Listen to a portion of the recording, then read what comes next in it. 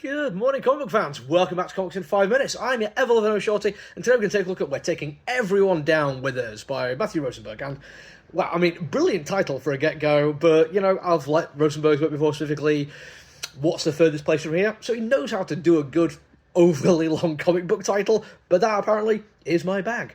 Speaking of overly long, though, I'm glad this is a mini-series. As much as I've enjoyed What's Furthest Place From Here, it does feel like it's heading to that Lost TV show territory for me now, and I'm like, hoping it's going to get wrapped up so I can get some proper answers to a lot of the mysteries instead of just being like, oh, but what if kind of stuff.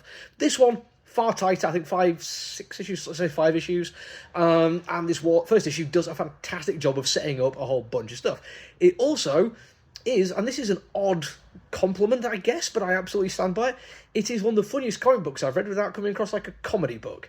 There's been a few others recently which have done this for me, which have really kind of hit home how good and how funny you can make comic books without resorting to just visual sight gags and slapstick humour. Holy Roller and Grommets, both by Remender, but with comedians working with the writing. I think there's a really good job of just more exploring the ridiculousness of the situation. Yeah, people are funny within them, but in this particular case, it's more down to the fact that the entire situation is quite weird, for want of a better word, but everyone plays it completely dry and completely straight. So the absurdist nature of the story is rendered funny just by the fact that nobody else seems to really think of it as being that absurd. I like that. It's kind of the way some Monty Python humour lands for me, certainly the way the Adam West Batman TV show landed for me. So the fact that this is how it's tickling my funny bone, instantly in the win column, and I'm genuinely enjoying it. The two ways it does it most effectively, also how he gets some like really good character beats, are by taking two very archetypical characters and kind of playing around with how they're presented. For the first off, we have the evil genius scientist that you'd expect in a James Bond story, and a super spy you'd expect in a James Bond story. The superhero spy kind of thing, for the most part, that's more of an afterthought. You don't spend as much time with this character, but what is done very effectively. In most kind of spy stories like that, this guy is going through the motions and doing the kind of things we would expect him to do and are societally told to respect. He's into sex, drugs, and probably rock and roll. Although looking at it, maybe acid jazz, I don't know. But certainly the sex and the drugs.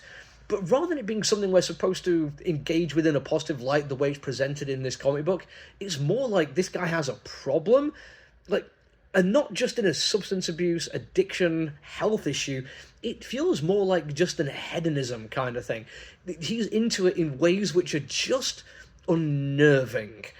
And this is done very effectively through a really nice multi-panel layout of just a talking head. Really good timing, really good deliveries, fantastically well done, and makes me hate the guy quite a lot. The other one, the evil genius, one of the things you usually see for this kind of character, Minor Threats is a book I really like about, does a similar kind of thing, which is most of the time when these are parents, they're not good parents. Now, I like it when the formula is flipped on this one, and we get to see them actually being good to their children, either because they were the victims of bad parents in their past, or they want to change something about themselves. In this case, this is an evil genius who I think has some kind of like borderline personality disorders going on there, but he still genuinely cares for his daughter. He shows affection to her. He understands that he's not a great dad all the time because he is driven to do other things that are very, very important to him, but he does everything he can to protect her, and in his own way does what he can to show her that he cares.